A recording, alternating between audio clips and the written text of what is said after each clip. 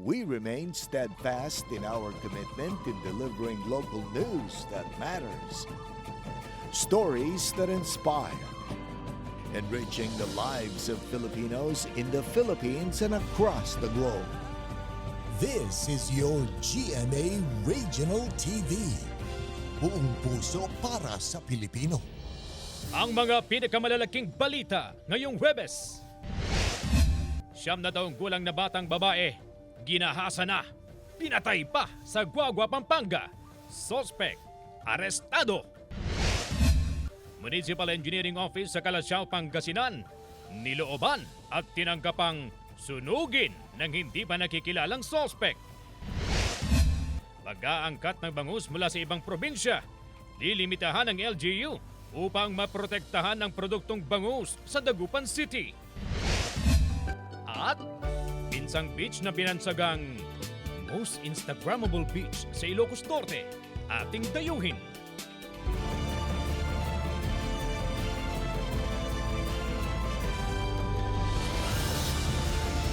Ito ang GMA Regional TV 1 North Central Luzon. Masantos yang aram na imbag male maya pagat panapon kapuso. Narito na ang One North Central Luzon. Hatid namin ang mga pinakamalaki at pinakahuling balita sa Hilaga at Gitnang Luzon. Live mula rito sa GMA Dagupan Station. Ako po si Chris Zuniga. 9 anyos na batang babae ginahasa at pinatay sa Guagua, Pampanga. Suspect arestado. Nakalerto si CJ Turida. Sa covered court na ito sa Barangay Santo Cristo, Guagua, Pampanga, nakaratay ang mga labi ng 7 gulang na batang si Tintin, di tunay na pangalan. Nasawi ang bata matapos umanong gahasain, sakalin at pagbubugbugin ng 50 taong gulang na suspect. Sa CCTV footage na nakalap ng pulisya, nakita na naglalakad ang bata gabi noong linggo, papunta sa bahay ng kanyang magulang para humingi ng baon sa eskwelahan. Nakatira ang bata sa bahay ng tiyahin. Kita sa CCTV, may tumawag dun sa portion na kung saan nangyari yung krimen. Tinawag yung bata, pumasok, then hindi na siya lumabas yung last na kita sa bata nung time na yon. Dun sa mismong garay nung suspect natin. Tinira niya yung pangarap ng mga anak ko eh. Yung pa nag-aaral na nag-iisa na lang, panganay pa. Kapitbahay ng biktima ang suspect sa krimen. Doon din natagpuan ang bangkay ng bata. Yun ang balita sa barangay. Talagang hindi lang yung bata. Actually, may mga ibang babae na kinano niya. Pinipituan niya, tinatawa. Yung mga ganun. Talagang gumagamit siya ng pinagbabawal na droga talaga. Magamit din po, kaya lang hindi ako po na ano po yung alam. Unexpected po na mangyayari sa akin yun. Siya na po. Masin po sa mga nangyari. Paalala ng otoridad sa mga magulang, ingatan ang mga anak at huwag hayaan na lumabas mag-isa, lalo na sa gabi, para makaiwas sa mga ganitong insidente.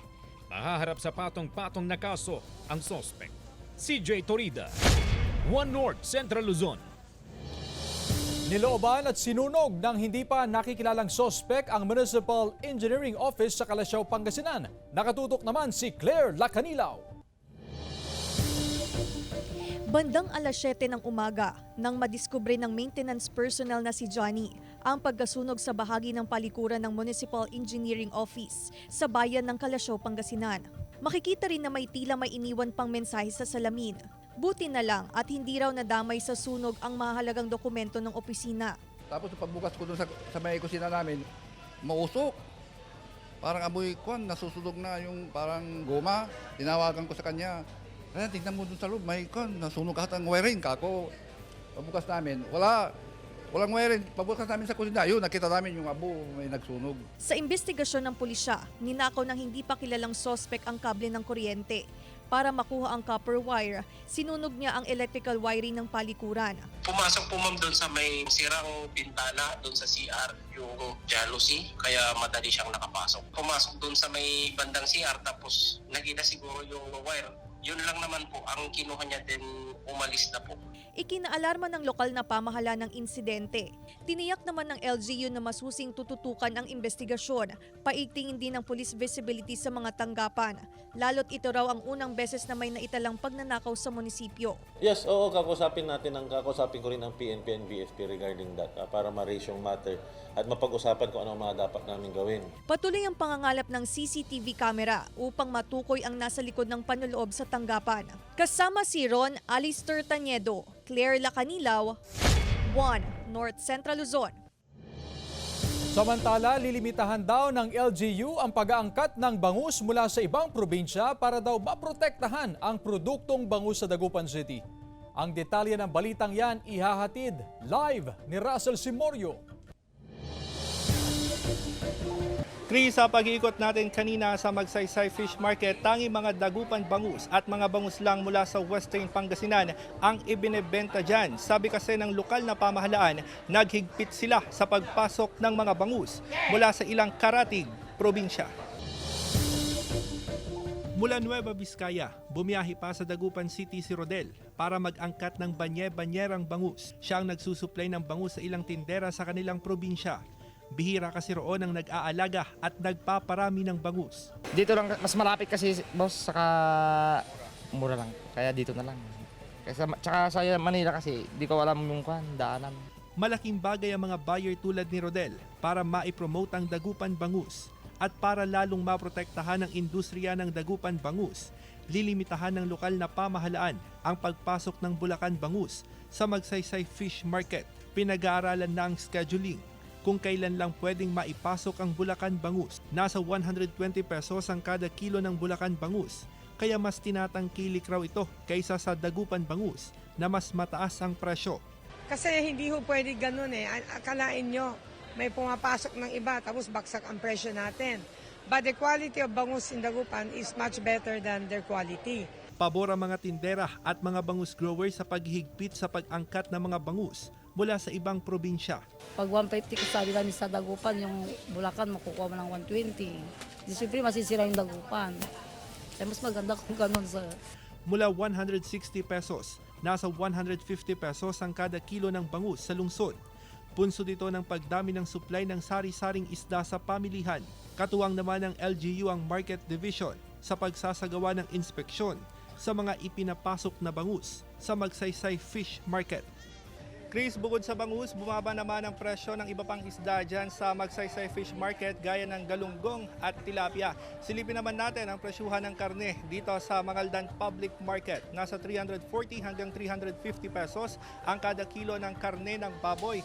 Nasa 190 pesos ang kada kilo ng karne ng manok. Sabi ng mga tindera, medyo bumaba ito nga or tumaas ito nga presyo ng karne ng manok na karaniwang nabibili sa 170 hanggang 180 pesos per kilo. Nasa 380 hanggang 400 pesos per kilo naman ang kada kilo ng kalabaw habang mabibili sa 420 pesos ang kada kilo ng baka. Sabi ng mga tindera, hindi ganon kalakas ang kanilang bentahan dahil marami na ang nakapwesto sa mga barangay. Yan ang latest mula rito sa bayan ng Mangaldan. Balik sa iyo, Chris. Maraming salamat, Russell Simorio.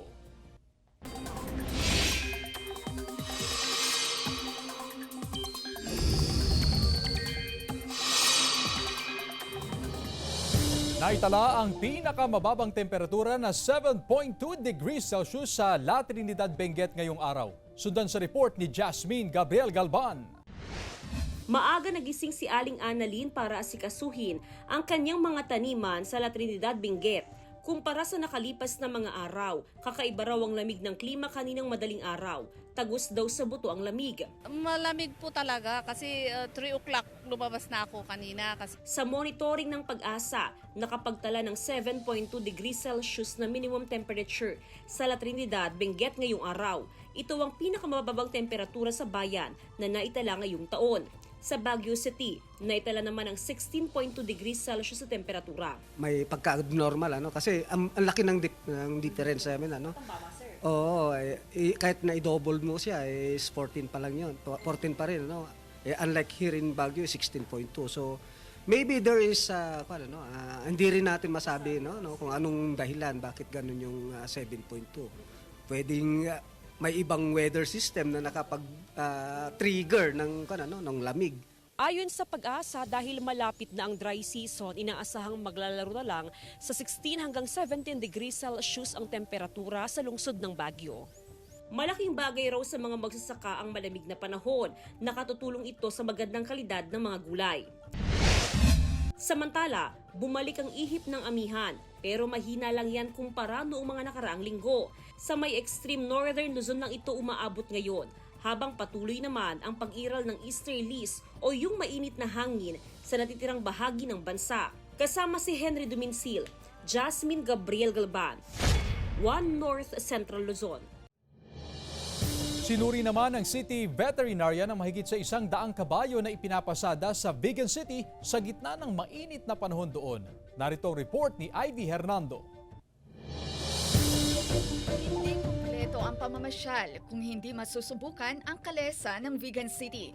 Sa malaking ambag ng kalesahan sa sektor ng turismo, muling nagsagawa ng veterinary mission upang tugunan ang pangangailangang pangkalusugan ng mga kabayo. Itinatapat ang taunang check-up bago ang Semana Santa at ngayong nararanasan ang mainit na panahon. Knowing ma'am na ang pagkakalesa sa Vigan ay isa po siya sa mga tourist spots. So gusto lang din ma'am natin na ma-maintain na yung animal welfare. 185 kalesa horses ang idadaan sa deworming at tuturukan ng vitamins. Kabilang ang 2 alagang kabayo ng kutserong si Martel mula Kawayan. Kailangan ba nagkanyami day dyan ma'am tayo so pay may nga gatangin mo ma'am. Naging challenging pa ang vet mission dahil sa pagwawala ng ilang kabayo na sinasanay pa lang ng mga kutsero. Ayon sa City Veterinarian, hindi rin pinahihintulutang ipamasada ang mga kabayong malnourished o may sakit. Well ma'am, may tinatawag kasi tayong accepted na body scorecard. Hindi sila payat, hindi po halata yung hip bones, tsaka yung pong ribs po nila. Tsaka at every spots naman po makapaghinto naman yung mga kabayo po nila. Tsaka ang maganda po ma'am, i-maintain nila po yung katawan ng kabayo nila para mas matibay po ng pagpapasada po nila. Inaasahang makakatulong ang vet mission, hindi lang sa kalusugan ng mga kabayo, kung hindi para rin sa kabuhayan ng mga kutsero. Kasama si Norman Raca, Ivy Hernando, One North Central Luzon. Binansagang most Instagrammable beach sa Ilocos Norte, ating dayuhin sa ulat ni Gab De Luna. Kilala ang Ilocos Norte sa mga nagagandahang dagat at iba't ibang pasyalan. Pero sa isang maliit na barangay sa pasukin ni Ilocos Norte, hindi mo akalaing matatagpuan ang Instagrammable scenery, ang Binsang Beach. Ayon sa punong barangay, sila na ang nagtulong-tulong upang mapaganda pa ang tabing dagat. Napalibutan ito ng mga sustainable at recycled materials na pininturahan upang maging makulay at maganda sa kamera. Sakto raw ang pagpapaganda sa lugar ngayong tag-araw. Libre ang pagpasyal rito at syempre pet-friendly din para sa mga fur parent. Nagpatayo rin ang mga opisyal ng barangay ng mga cottage na pwedeng rentahan. Sa halagang 300 pesos, pwede nang mag-unwind maghapon kasama ang buong pamilya. Pwede ring magdala ng pagkain. Dahil sa social media, dumarami na ngayon ang bumibisita sa lugar na inaasahang magdadagsaan pa ngayong Semana Santa. Balak pa nilang maglagay ng campsite sa Binsang Beach. Pakiusap naman sa bibisita na irespeto ang lugar at pangalagaan. Gab De Luna, One North Central Luzon. Ito ang GMA Regional TV One North Central Luzon.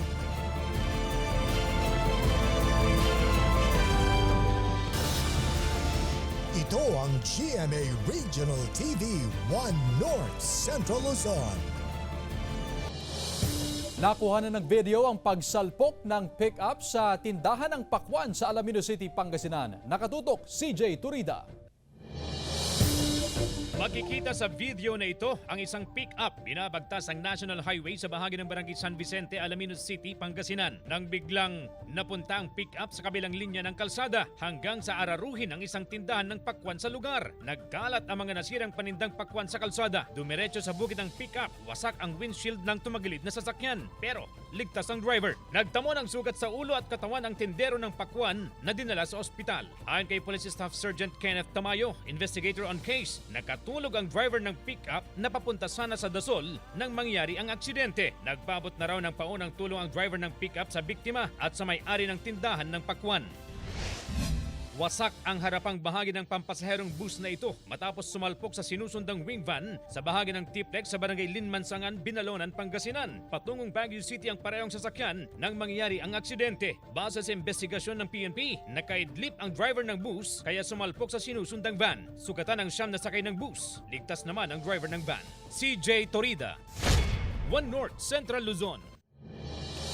Posibleng pagtaas ng kaso ng diarrhea sa Region 1 binabantayan ng CHD1. Narito ang report. Dahil sa patuloy na naranasang mainit na panahon, pinangangambahan ng Health Authority ang pagtaas ng kaso ng diarrhea. Sa unang 2 buwan ng taon, nasa 3,351 na ang naitalang kaso ng diarrhea sa Region 1. Bagamat bumaba ng 2.4% kumpara sa naitalang kaso sa parehong panahon ng nakarang taon. Nakahanda raw ang Health Authority sa posibleng pagtaas ng kaso. Pinakamataas ang naitala sa Pangasinan, kasama ang Dagupan City na nasa 1,591. Kapag mainit po kasi ang panahon, especially ngayon po, no, may dagdag na epekto pa po ng El Nino, yung ating mga safe water sources, medyo na tutuyot po sila, no, or nawawalan po sila ng tubig. Kaya yung mga ibang kababayan po natin ay parang na-force na kumuha po ng tubig doon po sa mga hindi po safe na water source. Sa Dagupan City, mahigpit ang monitoring sa mga water refilling station ngayon. Regular ang ginagawang water sampling. Usually every month naman kasi may from municipality, may mga pumupunta dito, chine-check nila yung water result. So, lagi naman pasado, awa ng Diyos. Kanya-kanyang pag-iingat ang mga Dagupenyo para makaiwas sa anumang sakit ngayong mainit ang panahon. Pinapaliguan palagi paano makaiwas sa init ng katawan. Saka tubig ng marami pinapainom dahil mahal ang pa-ospital. Ganun pa. Saka mahirap ang buhay ngayon. Payo ng otoridad, sakaling makaranas ng sintomas ng diarrhea, ay agad magpakonsulta sa doktor para makaiwas sa dehydration. Kasama si Henry Duminsil, Jasmine Gabriel Galban, One North Central Luzon. Pagbaba ng farm gate price ng palay, doble pahirap daw sa mga magsasaka sa Mangaldan, Pangasinan. Sundan sa report. Puspusan ang pag-aani ng palay ng ilang magsasaka sa Mangaldan, Pangasinan. Pero pahirap para sa mga magsasaka ang panibagong pagbaba sa farm gate price ng palay na sinabayan pa ng mataas na presyo ng pataba, produktong petrolyo at pagrerenta ng harvester. Ang dating 33 pesos na kada kilo ng dried palay, bumagsak sa 28 pesos. Kasi imbes na kikita tayo, parang nalulugi pa tayo ng kasi mataas yung abono, mataas yung mga materials na ginagamit dito. Ayon sa Samahang Industriya ng Agrikultura, inaasahan pa ang patuloy na pagbaba sa presyo ng bigas sa susunod na linggo kasabay ng panahon ng anihan. Samantala ayon sa DA Region 1, asahan din ang patuloy na pagbaba ng buying price ng palay ngayong harvest season. Itong peak of harvest, medyo bababa pa yan. Magsasabay-sabay naman ang harvest season ng Region 3, Region 1, and Region 2. Yan yung malalaking regions in terms of palay. Pag naka-harvest na yan, mag-stabilize na siya. Sa Ilocos Sur naman, sa Abril nakaschedule ang pag-ani ng cauliflower sa bayan ng Santa Catalina, habang Mayo na nila sisimulan ng pagtatanim ng palay. Kung tutuusin, atrasado na raw ito. Pero wala raw silang magawa kundi i-timing ang pagtatanim ng palay sa panahon ng mayroon ng ulan. Ayon sa Pag-asa, posibleng magtuloy-tuloy ang drought o dry spell hanggang Mayo. Hindi naman daw ito makakaapekto sa produksyon ng palay sa Ilocos Sur, ayon sa Provincial Agriculture Office. Claire Lacanilaw, One North Central Luzon. Samantala, 60 anyos na ina sa Calasiao, Pangasinan, nagpamalas ng katatagan at kasibagan sa pag-aalaga sa kanyang anak na may kapansanan. Tungayan sa report ni Claire Lacanilaw. Katatagan at kasipagan ang ipinamalas ng 60 anyos na ginang na si Milagros Mamaril. Kahit hirap sa buhay, pilit pa rin niyang itinataguyod ang 26 anyos na bunsong anak na may kapansanan. Kasabay ito ng kanyang araw-araw na pagkayod. Gamit ang pedicab, sakay ang kanyang anak. Nagtsatsaga siyang mag-ikot sa mga bahay upang mag-home service ng manicure at pedicure. Bukod pa ito sa pagtanggap niya ng mga labada at pagbebenta ng damit. Maglalabada, kung ano-ano na lang. may ipababinta sa akin ng mga customer ko. Kukunin ko, madam, parang may taguyod ko lang ang pamilya ko. 6 sa anak ni Ginang Milagros ay may kanya-kanya ng buhay, kaya sa halip na maiwang mag-isa, kasama niyang bunsusan man magpunta. Araw-araw din kasing umaalis ang kanyang mister, isang magbubote. Giit ni Nanay Milagros, hindi siya napapagod na gawing ito araw-araw para sa pamilya. Karangalan yung naghahanap buhay ang marangal, ang paghahanap buhay ko. Maging malakas na mag-aasikaso sa pamilya, sa mga anak. Kaya para kay Nanay Milagros, hanggang sa abot daw ng kanyang makakaya, patuloy niyang aalagaan at mamahalin ang kanyang mga anak. Kasama si Ron Alister Taniedo, Claire Lacanilaw, 1 North Central Luzon. Isang tubong Baguio City gumagawa ng pangalan sa mundo ng musika. Atin siyang kilalanin sa report ni Joan Punsoy. Isang budding artist ang ating makikilala ngayon. Tubong Baguio City si Shaquille Iverson Dumpit o Plume na unang sumali sa mga choral group sa edad na 10. Dito umano siya mas na-inspire sa musika. Nung 10 po kasi parang na-encourage din po ako na kumanta kasi pati po yung nanay ko kumakanta. Actually marami po sa family namin kumakanta, so pati po ako parang sinasama po nilang kumanta, ganun. May malaking impluwensya rin umano ang kanyang iniidolong Filipino singer sa talento ngayon ni Plume sa pagkanta at paggawa ng mga awitin. Idol ko po ngayon is si Zilb. So yung kanta niya po na very maganda po para sa akin is yung kanta niya po na Dasal Kasal. So ganito po yung song. Bakit tayo nagkaganito? Ikaw ay akin at ako'y iyong iyo. Ganito lang daw talagang magmahal. Kailangang marunong tumaya sa sugal. Isang big break umano ang pag-release ng kanyang debut single under Alt G Records entitled Beautiful, na kwento umano ng inspirasyon. Pandemic po kasi, nung halos lahat po walang ginagawa.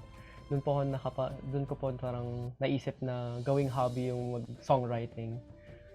Nung time po na yun, nung nag-practice pa lang akong magsulat ng music, gusto ko pong gumawa ng love letter type na kanta, in a song form po ganun. Tiyak daw marami ang makaka-relate sa kanyang kanta. You can get a copy of it na po sa iTunes, sa Spotify, Apple Music, YouTube Music, and other digital stores worldwide po. Joan Punsoy, 1 North Central Luzon. Ito ang GMA Regional TV 1 North Central Luzon.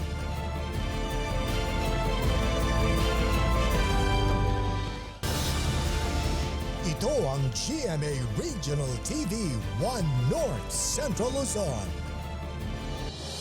Paghakot ng mga basura mula sa Dagupan City dump site patungong Bulacan, nagsimula na. Tutukan sa report ni Russell Simorio.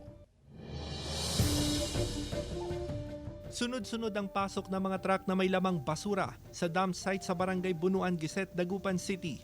Segregated na mga basura bilang pagtalima sa no segregation, no entry policy na ipinapatupad sa dump site. May na-segregate, tatawag sila, kukunin namin. Yun lang. Hindi na-segregate? Hindi namin kinukuha. Istrikto na ngayon. Nagsimula ng pagbiyahe ng mga basura mula sa dump site patungong Bulacan. Pinoproseso ito ng isang cement company na naka-tie up ng LGU.